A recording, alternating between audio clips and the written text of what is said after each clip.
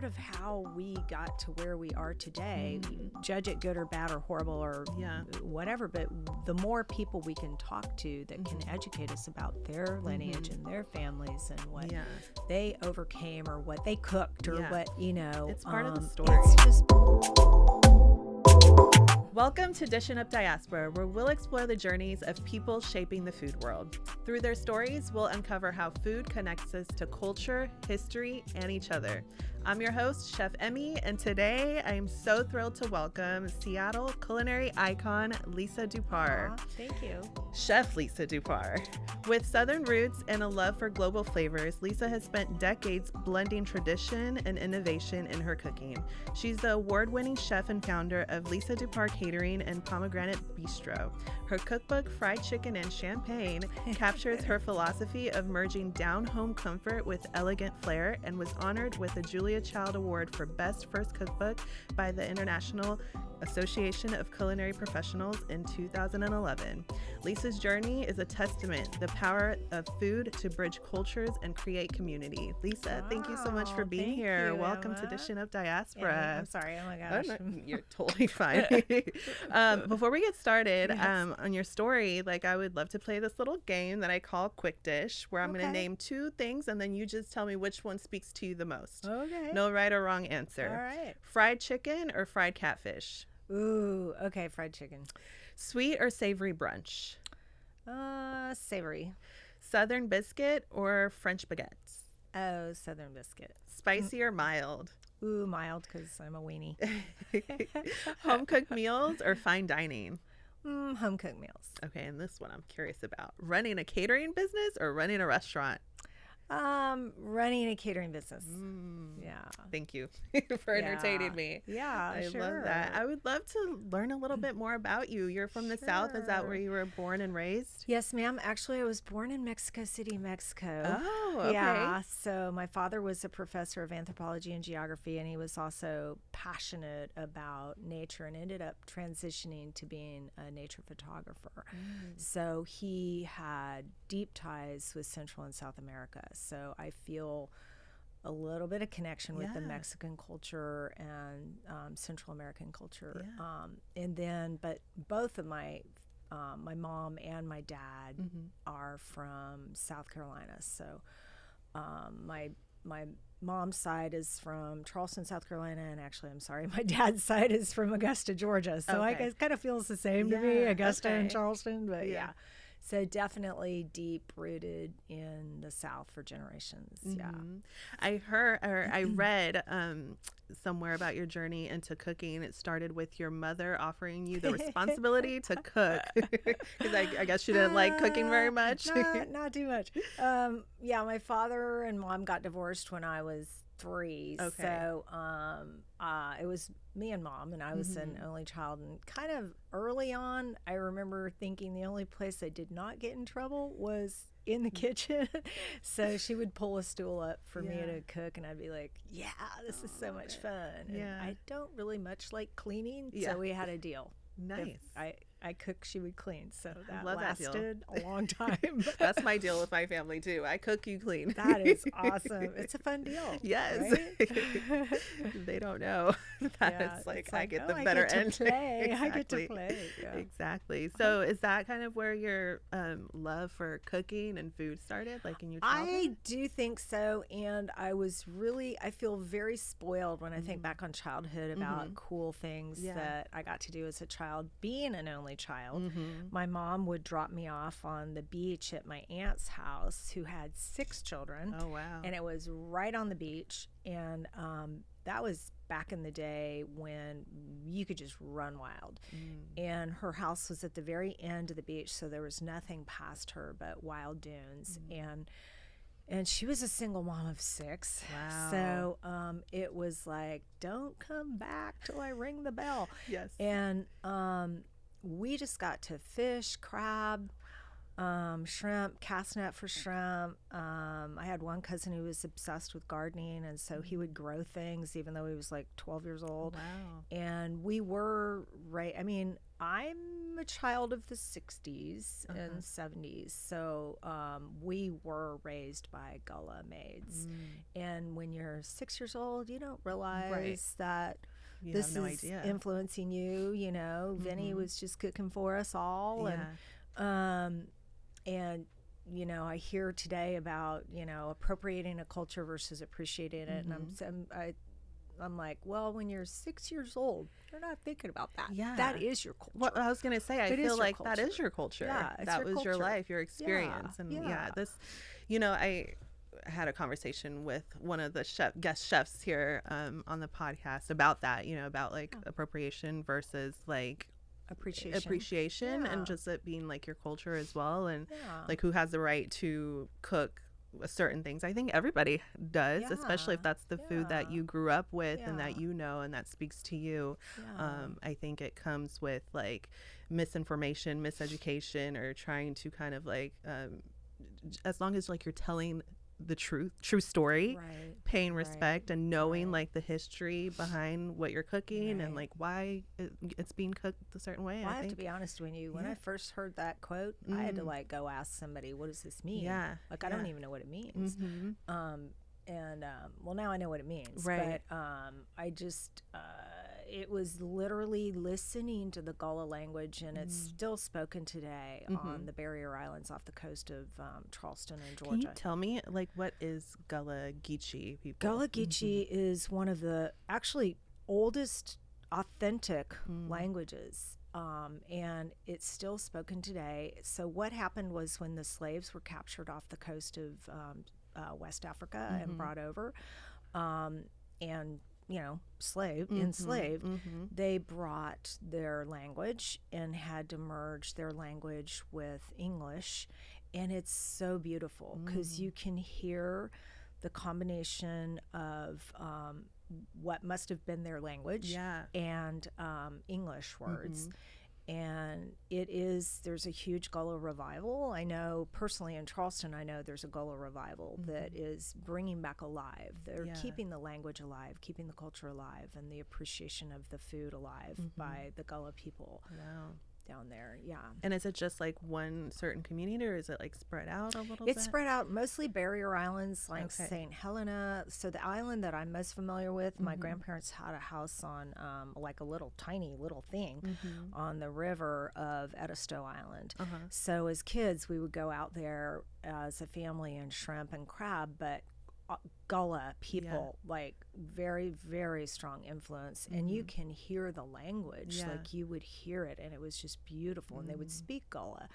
And a lot of traditions from also like Creole from South Florida, that would also be like very cool spiritual traditions too, and things that were part of our lives. Like if you tried to take a picture of a black person, they would hold up their, you know, the basket or their apron or their hat because it was stealing their soul.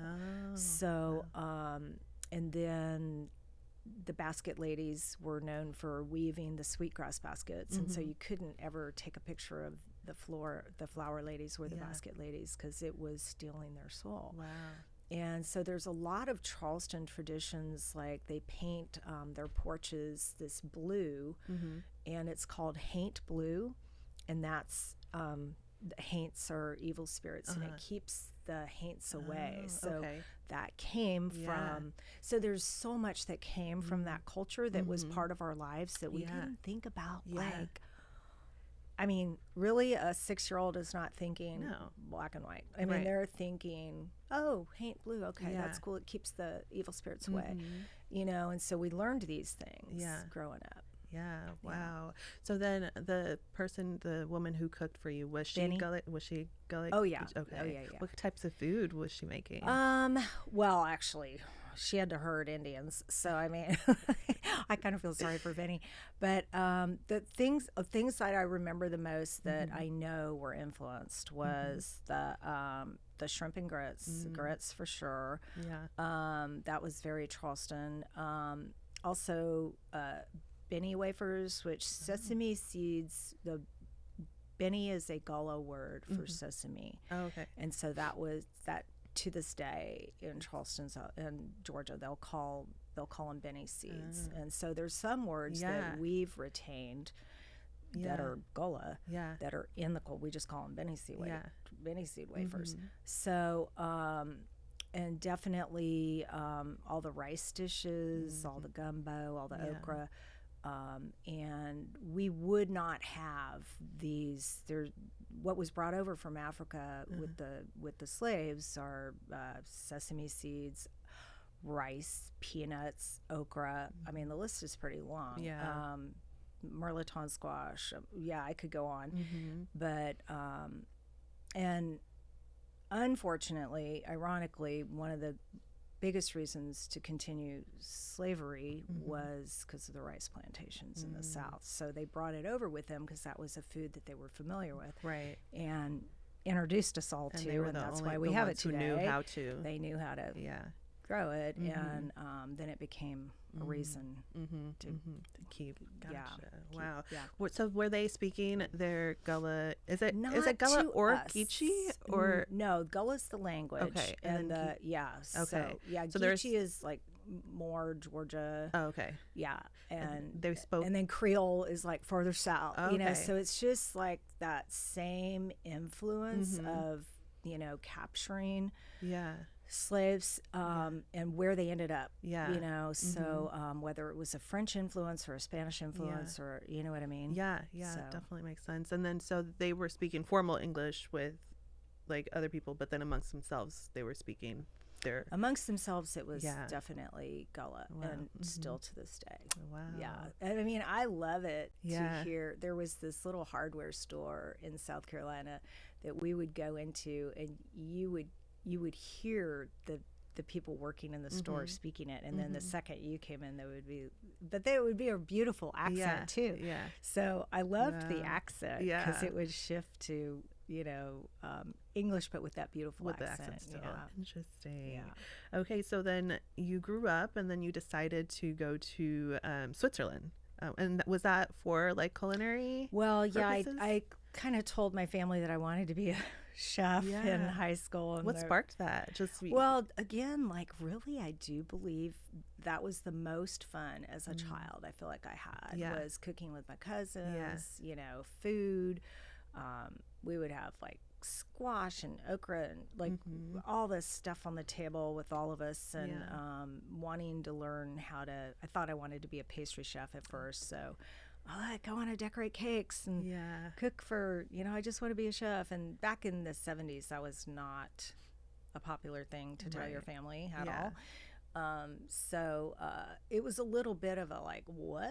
And my grandma was like, child, that's one step above a garbage collector. You want to be a cook? And I'm like, yeah, I actually do.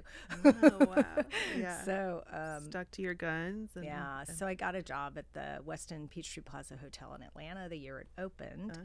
And then became the first woman allowed into their culinary apprenticeship program, which is a very formal 3-year program. But what was crazy was all of the chefs that were at the top and sous chefs were all Swiss. So I heard Switzerland this, Switzerland that for like 3 years. And then when I graduated, my chef invited me to go to Europe with he and his family. I'm like, sure. And so we got to go to Switzerland, and nice. That How long was were you there? That connection. So I got a job in Switzerland because of going with him. And I was there for about 2.5 years. Zurich part of the time, and then Geneva a year and a half. So the German part and the French part. Gotcha. Yeah. And then was it after that you moved to Seattle? I came back to the Peachtree Plaza Hotel, and then within 6 months, my chef got me a sous chef position at the Westin Hotel Seattle to open the Palm Court. So it was the first female chef for West End Wow. Hotel. Not pastry chef. They had women Right. pastry chefs, but not like culinary. savory. Yeah. Wow. Yeah. That's amazing. Yeah. It was Like, kind of that's- crazy. Yeah, and I was can like- only imagine like what that experience was like for you, like being, you know. Well, I was spoiled having the chef that trained me be the one to train me, because he was very calm and very just set a beautiful example of leadership, where I had to do a little test to make sure he was going to train a woman. But after I passed that test, he never lost his cool. He had such a beautiful example for me to see a leader that I'm really glad he was the first one I experienced, because I didn't experience all of them afterwards. Right, like I'm that, sure. so. Yeah, so that first one really like is the one that left the impression, Yes. biggest impression. Yes. And so after moving to Seattle, you worked. You said it was the Hilton, Weston. Weston, the Weston But Hotel then Seattle, and then I met my husband, and my first husband, and then we got married, and I thought, okay, I guess I'm going to be in Seattle a minute, and I really kind of butted heads with the chef that I got handed to. And so I thought, before this ruins my interest in cooking, I am going to go open my own little restaurant and do this on my own. So I opened a restaurant called Southern Accents in 1984 in a little house in Redmond. And I just did all the fun stuff that I wanted to do, that I grew up with, and What was the reception for like Seattleites to have like Southern? It was really good. Really? I mean, people were really open to it, and I mean, in '84, I think there was like one other kind of Southern thing, or if you went into, maybe farther south, you would get, fried chicken and waffle places or whatever. But So is fried chicken and waffle not a new thing?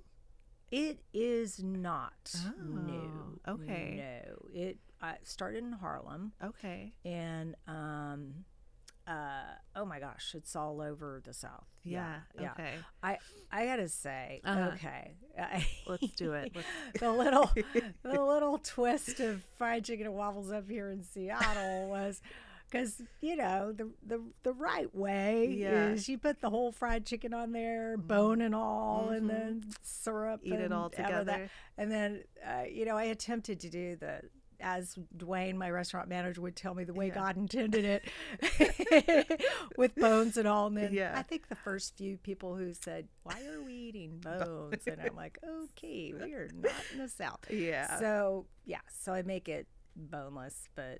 I'm like, okay, Lisa, listen to your audience. They don't want to deal with bones on top of their waffle. That's okay. Oh man, that's so funny. That reminds me when I was working as district chef for the local school district, and we started putting real foods back onto the menu, and that meant like real chicken with bones, like chicken wings with bones, and it was like such an uproar, like kids can't eat with bones, and I'm like, oh my gosh, are you kidding if you don't me? expose them to it, they're not ever going to be able That's to. right. And they're missing all the nutrients they'll be and eating the like chicken collagen. fingers Oh my for gosh, life. Like what? Oh So my that Lord. maybe it's a Seattle thing. I don't know. I don't know. You've built a reputation for sharing your love of Southern food through your catering business and both your restaurants, that first restaurant and the one now. How do you think that food can connect people from diverse backgrounds, especially here in a city like Seattle, where the food scene is so eclectic? Yeah, mostly I'm able to play with that in the restaurant, because catering, it really is like what's important to you in your wedding. And somebody from India may be marrying somebody from Northwest, and Southern food's not in the picture. Right. So I get to do kind of more what I want with Southern food in the restaurant. But just like I do get my grits flown up from Edisto Island. For years, my whole life, they were called Geechee Boy Mills, but during Black Lives Matter, they changed the name to Marsh Hen Mills. And was Geechee Boy, was that like offensive? Well, I think yes, because it's like basically Little Black Boy, and it would be probably different if it were owned by Black people. Gotcha. but Okay. it's owned That by makes sense. third generation farmers, corn farmers that do an amazing job, but changed with respect. Okay. Changed their name to Marchand Mills during that. And that, I mean, that leads into my next question for you. That Southern food carries so much of like a rich cultural history.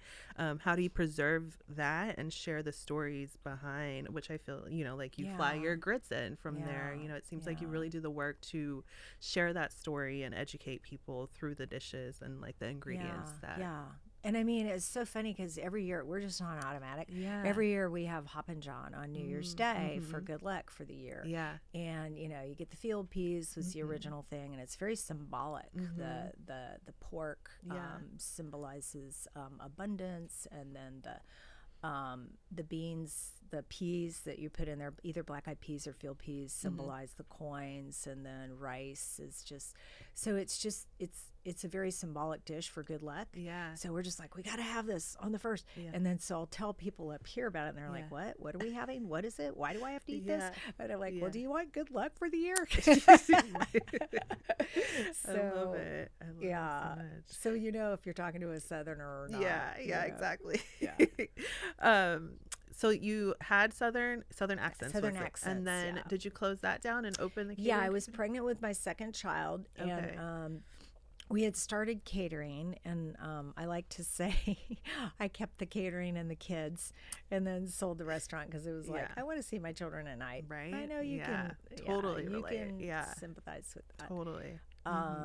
And then had the idea that I could kind of pick and choose which events I wanted to take back then. But then you're like, oh, I'll take them all. I know. That's like my life. Are you describing me? That's how I'll take everything. I can't turn anything down. So, I mean, it was a ramp up to that. But it was more family friendly at the time. Okay. And now you are one of the leading catering companies here in Seattle. We have a lot of amazing caterers in Seattle. We're very fortunate, and we're kind of fortunate that we're all very close. And we share servers, we share information, we support each other. That's not normal in a lot of cities. So a lot of, like, we have caterers in Philadelphia that'll go, that's crazy. We would never do that. But two of us are part of Leading Caterers of America, D Squared Catering, and we are. So we hear this from other caterers, like, I can't even believe you guys are talking. Like, really?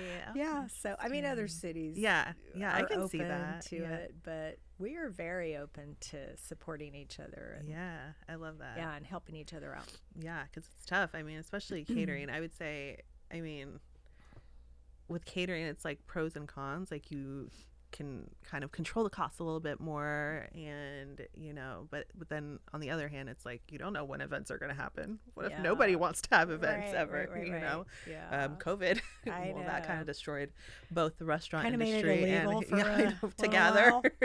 together. That was rough. That was really rough. And that was for me. That was kind of when I was like, okay, do I really want to get back into it? Because before that I was just starting. I had just had my two middles who are now 8 and 9, and I was like you. I was like, okay, I'm just gonna do the catering. I can like pick and choose and stuff. But then catering's hard too. It's a lot of work. It's really it's very I like to call it, we're the special ops of the food industry, because you know, people come to you with like, oh, I want my wedding in the middle of the forest on Bainbridge Island, out in the woods, and you know, I just want that table going down the trees, and you're like, sure, we can do that. We'll figure out where the heck we're gonna cook. And seriously, I mean, like, literally none of the venues have a kitchen, like a working kitchen. It's so funny. We were just talking about this the other day. It's like venues build for the beautiful venue, but they're not thinking about the parties that people are going to want to have there. It's like, oh, you can cook on the loading dock. That's okay. It's like, oh my gosh, y'all, it's pouring down raining, but you want your event here in this beautiful venue that you built. Right. Not to mention, you know, I mean, restaurants, you're cooking you have the same menu every day. You can, you know, you're not cooking for somebody's wedding. It's like the most important day of their life, and it's like the pressure that Right. comes with that as well. And for me, like, I wanted to be the one talking, especially when it came to weddings. It was just like so important to me. I wanted to be there at every single event, like running a very controlling mindset. And it's like, I'm never going to be able to like build this into a huge, I can't be at everywhere all at once, you know what I mean? So especially when COVID happened, I was like, okay, I don't think I'm going to do this anymore, really. Yeah. I'm blessed to have a beautiful team that are of professionals that have been with me a long time. And, you know, we learn from our mistakes, and then we grow, and we're like, okay, we're not going to do that again. Yeah. So, it's been great. So you've been a trailblazer for women. I mean, you just dropped that you were the first woman in like 2 occasions, right? Like 2. The first woman apprentice that was allowed into the apprenticeship program for Westin Hotel Seattle's. Westin Hotels. Yeah. That was, and then the first woman sous chef for Westin Hotels. That's amazing. In the early 80s. Yeah. What advice would you give to younger chefs and aspiring culinary professionals, particularly women, on how to navigate like the challenges they may face? To me, it's really a love of what you're doing, and a lot of people have this romantic idea of, I want to be a chef and I want to own my own restaurant someday. And, I would say definitely go work in as many situations as you can to get like the feel of what reality is. Yeah. And what comes up, whether you're a male or a female, it doesn't matter, is a values fit. So you can be somewhere where you know they share your values. Like, okay, this feels right to me. They treat people with respect, and they work with integrity. They don't lie, cheat, or steal. You know, great. We have the same values. So no matter male or female, you know, you have to spend your time and your days with people that you are just like, okay, we're clicking here. We're here for the same reason and same result. And we treat people carefully and nicely. And no, absolutely. So for me, I really believe that food really like tells a story about where you come from and who you. Okay, sorry, I'm gonna have to reword that. That was not what I meant to say. So food often tells a story about where we come from and who we are. Like, how would you describe your culinary identity? I would say I'm very attached to some Southern roots. You know, thus the grits and the tradition of Hoppin' John on New Year's Day and Mardi Gras, you know, having to have the king's cake and explaining to people, you know, okay, you get, again, luck for the year if you get the baby in the cake. And that's more New Orleans. But I'm sorry. But that's definitely, we had king's cake, you know. So the things that were normal for us that, I mean, it's still, I have to have it in my house. And our family has a tradition of oyster stew on Christmas Eve, because my grandparents just had oysters growing out like wild off their little place on Edisto Island, and we would always have we'd always put them out on the grill and then have oyster stew for Christmas Eve. So that was part of my heritage, and one of my children like oyster stew and the other one doesn't, so it's kind of like, okay, I'll put crab in yours.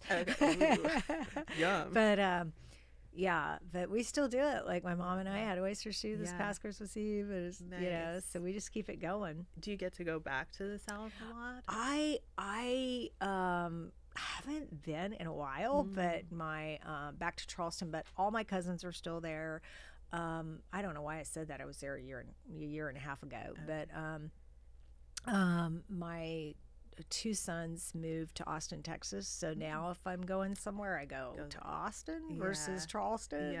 But Nice. And then, so you only have 2 sons, or? I actually have I have a boy and a girl that I gave birth to, and then so I have a bonus son and a bonus daughter. Gotcha. So Talk a little bit about that. I feel like there's this myth that there is this perfect work-life balance that you can achieve, which I think is just complete BS. I would love to know your opinion about that. Yeah, it is. It's BS. I mean, and I'm pretty sure my chosen profession contributed to having 2 husbands. So I have 2 past husbands that are beautiful humans. And, you know, I wouldn't have my gorgeous children without either of them, my bonus children or my real children, or the ones I gave birth to, I mean. Yeah. And so I'm blessed with the path that I took, but it's definitely taps into your home life, and you're working on weekends and you're working when everybody's off. And actually my bonus son is an executive chef of a catering company in Austin, and he just had his first little baby, and she's about to turn 2, and he's like, I'm going to change professions. I want to see my daughter at night. And I'm like, God, good for you, dude. So he's, you know, learning another profession. And prioritizing that. And I guess I didn't think about that when I was in it. You know, I just thought, oh well, you know, and they strap babies to their back in the jungles of Costa Rica, and they keep working, you know. So I just thought, if they can do it, I can do it, you know. So that was kind of my mindset, but I didn't really think about, you know, a price my family would pay for my chosen profession. Which is, you know, it's a lot. It really is. My parents opened up their restaurant in 98. I was 12 years old, and I hated that thing. It was like that evil, wicked step sibling, because my parents took my parents from me, you know. And it was like me and my brother. It was just me and my brother at home. My brother's 7 years younger, so also often like he would be at a friend's house or somebody else's house because he was like a lot younger, so I'd be home alone, and you know, my parents would be working nights and weekends. I would never see them, and I was always like, ugh, hate this restaurant, never gonna open a restaurant. I'm never gonna be a chef. But then I went to culinary school, but I was like, I'm gonna find a way to like be able to do what I love to do, but like balance it out. And that was that was through being a private chef. But then that also came with like, you know, somebody wants a private chef is because they want you to cook breakfast, lunch, and dinner. So it's like, that's what I'm doing for that family. And then what about my family? Who's cooking for them? And so it's, I feel like it's always like such a challenge. It's, you know, this give and take. That's why I thought, like, you know, add the solution that catering would maybe be the solution, where I can like kind of like work around it. And like the busy seasons I'd go all in, but then I'd like be able to take some time off, which didn't really work like that. But I do really think that like the food industry as a whole, there's so many different like little avenues you can go to, you know. That can work for whatever, you know, at least work the best for your lifestyle. So I really like that about our industry. But I also, at the same time, I don't know if you've ever felt this. I mean, you have a restaurant, so it's a little bit different. But like, I feel like for me, like, I'm not a chef unless I have a restaurant. You know, I have this like little voice in the back of my head where it's like, you're not really a chef. I feel like, I don't know if it's me or if it's like. Well, it could be our culture too, because the James Beard Foundation only awards James Beard awards to restaurants and not caterers, and that's been kind of one of the.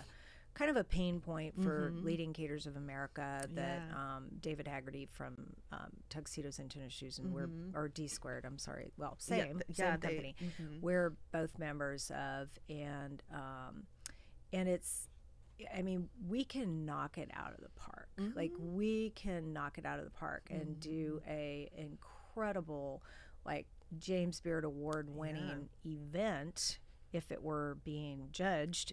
Yet 99% of what we're doing is someone's private, like, it's not like somebody can crash it and judge like, you let's or whatever. Taste this really quick. Okay, you've signed a non-disclosure agreement. We can't even let you in the door to see what we're doing. So we're really really lucky to get to do these things, but it's not as recognized. But in our industry, there are a lot of catering awards, of course, that have come out of, you know, okay, we'll give ourselves our own awards. Totally. Yeah, I remember, you know, when I was trying to do my catering thing, like, ugh, like, why don't they give? And it's like, yeah, they can't. Well, how are the judges going to judge? How are they going to just pop up? Tough. And That's really tough. So everyone knows that, you know, restaurants are a tough business, and while catering does offer some flexibilities with like pricing and, you know, typically lower operating costs, it's still really like challenging, you know. So what motivated you to start catering? Well, you said it was actually I was I was pregnant with my first child. Okay. And it was Redmond 1985. And there was this little company called Microsoft up the street that had like 2 or 3 buildings on campus. And I think my husband was transitioning from one job to another, and he was in the middle. And I'm like, well, I could always cater, you know, to bring in some more revenue. And I wasn't really thinking of where we are today when I said that. But then I realized, wow, this actually is really much more profitable than the restaurant, you know, after I did a few events. But again, I've been very fortunate to be in Microsoft's neighborhood for 40 years. And then we had some really cool first clients like Boeing, and that just great contracts that I was about to say I was lucky enough to get, but I have a girlfriend that builds airplanes, and she has a quote that luck looks a lot like sweat. Yes.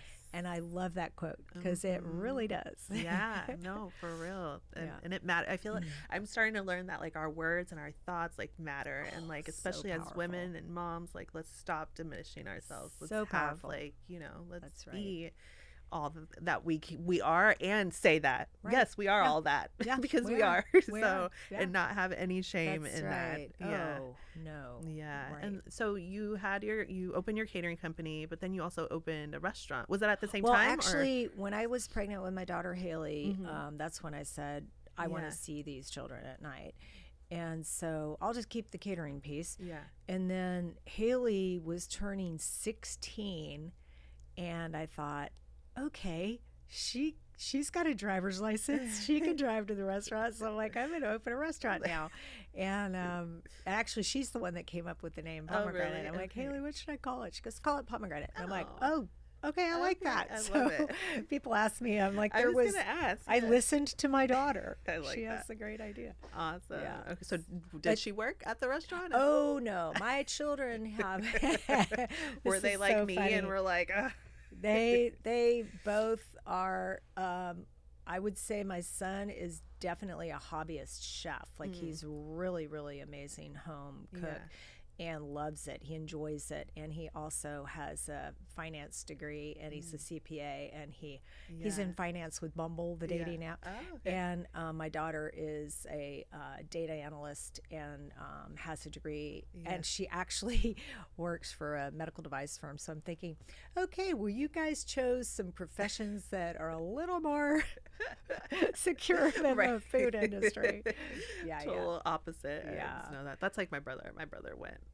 Like he's going to school to be a lawyer right now, and he's just like totally not into it. And, I mean, they look at it and they go, "I see what you're doing," and that's crazy, you know. Or, it just didn't resonate with the kids. I mean, my bonus son Michael, a complete artist genius, and he's always done like pottery, and he's an artist, and just the food came naturally for him also to cook. But again, he's now a new father, and like I'm gonna go into cybersecurity. So okay, good for you, you know. And my bonus daughter works for REI, so very outdoors like marketing person. You know, so they all saw it. And my last husband was a chef, so they all 4 kids were raised with seeing you know, what the food industry looks like from ground level. For sure. I mean, they all kind of work for us too. Yeah. Like, hey, get your soccer team in here, help us plate up for this big event. And so that was probably kind of fun. But oh my yeah, gosh, after that, they're like, no.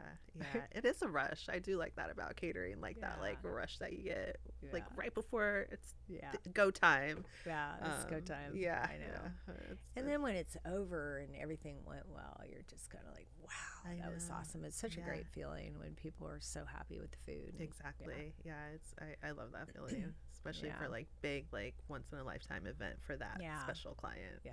It was, I loved it. I thank you so much for being here and chatting today. I really love your story. I was born in Brazil and moved here to Seattle when I was 6 years old, and this is like the only place I've lived, but I've always found like the South super fascinating just because it really it really resonates with me, even though I've never lived there, don't know too much about it. I was born in Bahia, Brazil, which is the northeastern coast of Brazil, and it was the first transatlantic slave port. So that's where they brought all the enslaved people to Bahia. And so like the culture there, I think is very, very similar to the culture like down south. And especially like in Charleston and those places where it kind of have the same history a little bit, and I see that in our foods, like what about language? We don't have like, well, that's you speak Portuguese. I speak Portuguese. Cool. Yeah, I speak Portuguese, but like I'm trying to think if there's like a language kind of like the Gullah or the Geechee that blended.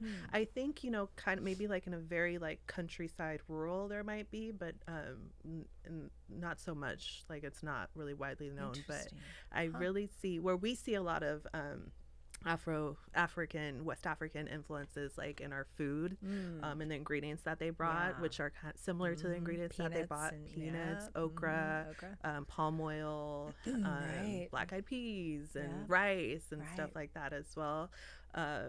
And then because we were like on the coast, we cook with a lot of like seafood and stuff like that. Same in Charleston and South Carolina. Yeah, so the food has Georgia. always, one thing when we moved here to the U.S., my family had like a friend who had some roots in the South, and they would make like gumbo or jambalaya for me, and I like it's not exactly the same, but there's just something about it that like feijoada, yes, exactly. Like I think that it goes back to our stories, the origin, and not just that, but like the mixing of everything too, because it's not West African food, it's like Brazilian food with the influence of the indigenous people, with the influence of like the Portuguese colonizers. So, and I think that the food in the South also has such a like and you're right about that, because I had a little Girl Scout troop come in the other day, and we were going around and talking about heritage, and one of the gals said, well, I'm Haitian, and she was like 12 years old or something. She goes, so I speak English, Creole, and French. I'm like, cool. So like you say, the islands down there and South Florida and obviously to Louisiana have that French influence that greeted the slaves and ended up with Creole, which you don't hear once it gets up to like the British influence of and Irish of Georgia and South Carolina that came over. And would you say, because I've like one of the most kind of like differences that I see like as a Black woman, Black person, having been born in Brazil and raised there for the first 6 years, but also growing up here in Seattle, I feel like in Brazilian culture we are still very much like connected to like our African like heritage and background, and I feel like growing up here, I don't know if it's just a Seattle thing, but it's really cut off. Like I don't feel like the Black culture here really connects, but I think down south, I feel like I'm very fortunate that I've met like Eduardo Jordan was a chef, and he has a company called Soul of Seattle. So he is really bringing his cornbread and his his salsas and his sauces, pickles, and everything. He's going to kill me for not pronouncing this right, but just kind of we connected over our heritage. He's Gullah from South Florida, and then when we did a Juneteenth dinner last year with Sydney Rice, who ex-Seahawk player but has Dossier Wines, I didn't realize Sydney was from South Carolina. So I was like, oh my gosh. So definitely Gullah, and just kind of the differences of, so it's been nice to connect with them over things that, you're right. It's kind of, if you're not from there or you weren't exposed to it, or if you weren't, if you didn't have kind of some of the childhood challenges that they had, that I mean, I'm white. I did not have the challenges they had. And us being able to just talk about it from our two different perspectives, it's been nice for me. And I mean, we lost all contact with Vinny and Marky, the Gullah maid my grandparents had. Our whole, like, she raised my mom and my aunts, and you know, I literally, whenever that movie came out, The Help, I left that movie and called my cousins, and I'm like, do we know where Vinny is? And they're like, no, we don't. So it was like she was such a part of our lives to not have any clue to where she is or where her family is, or you know what? It's just so strange. So Brazilian culture is very also kind of driven by like the Portuguese, European as well, in which like we had a maid as well. Growing up, it's very like normal in Brazil as well. She raised me and I have no idea where she is right now either, you know, and it's like these women like really like are there. She left her family behind, you know, and came because they usually come from like the countryside. And she helped, you know, my mom, and even though I had like my mom and my grandma and all my family, we still had a maid because that was kind of just the way of life back then. Vinny had to take bus from like, I don't know how long she had to spend on the bus to get out to Isle of Palms to take care of us, and then go back on the bus and then come back. You know, it was just like, I think it's so important. I feel like, well, you know what's crazy? I told you I was born in Mexico City, Mexico. Well, my mom. Apparently we had a maid too that was raising me until I was 3 years old there.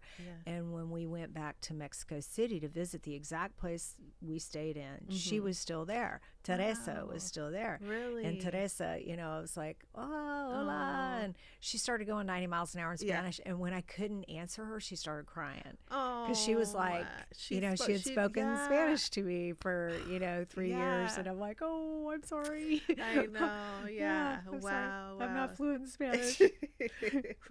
Oh man, I lost my train of thought. I was gonna say something, but she was, but it was just normal to have a maid with the house. I guess in that culture.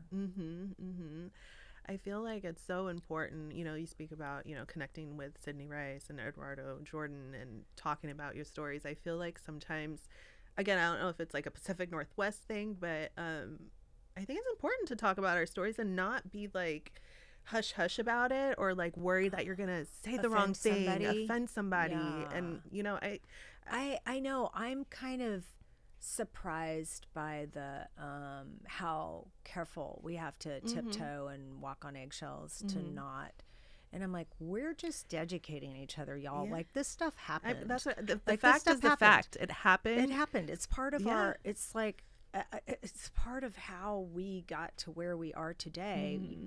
Judge it good or bad or horrible or whatever, but the more people we can talk to that can educate us about their lineage and their families and what they overcame or what they cooked or what, you know, it's part of the story. It's just part of our stories to share.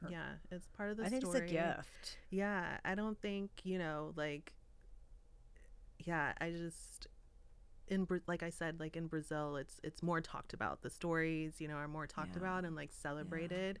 I know that, you know, it's a very, very ugly history, but I think that like not being like having that shame, I guess. I'm trying to think of like it's generational guilt that's carried along. And it's like we don't have to carry that. Like we can change it here and now and appreciate each other and appreciate the culture and, you know, learn about Brazilian culture, you know, that I've never been exposed to and you'd be happy to share, you know, and I love that about my friendship that's developed over the years with Eduardo and just that connection of Southern roots.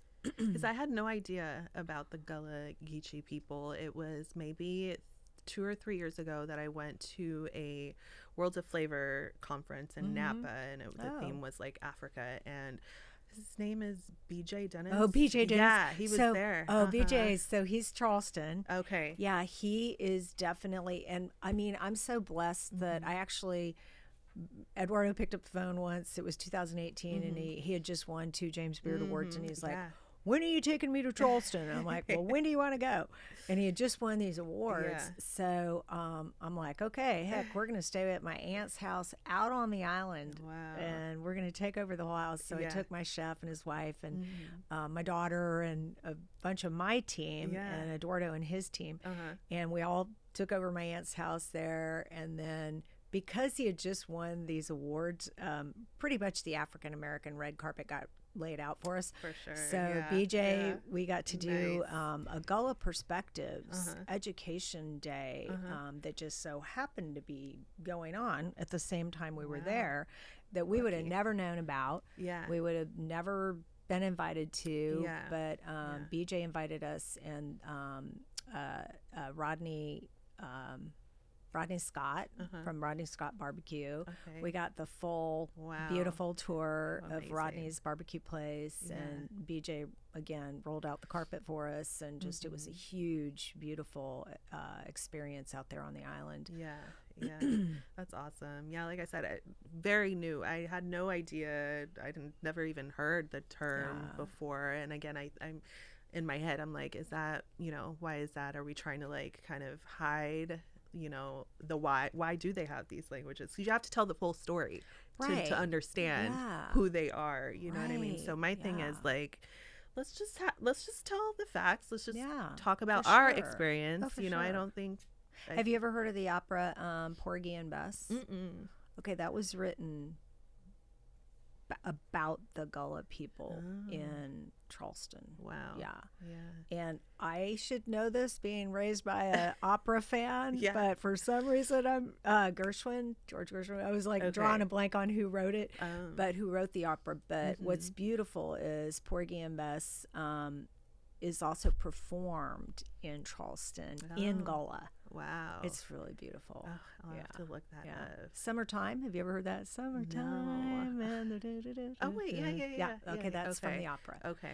It's all about the Gullah people. Oh, okay. Yeah. I'll have to look into it.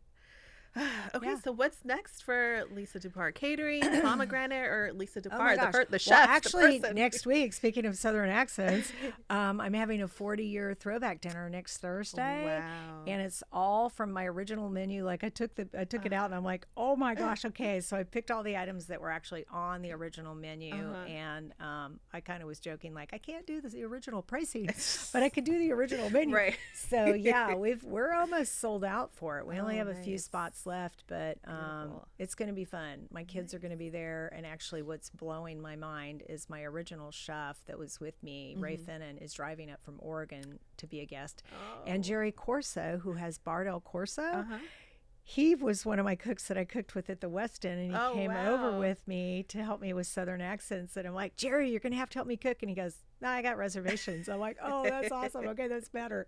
So it's kind of cool for me to celebrate that 40 years. 40 years. That's amazing. It is amazing. So amazing. It went so fast. Now you can say that, right? I know, looking back. Wow. Yeah, well, my son's 39, so I'm like, okay, you turned 40 this year. Oh my gosh. I know.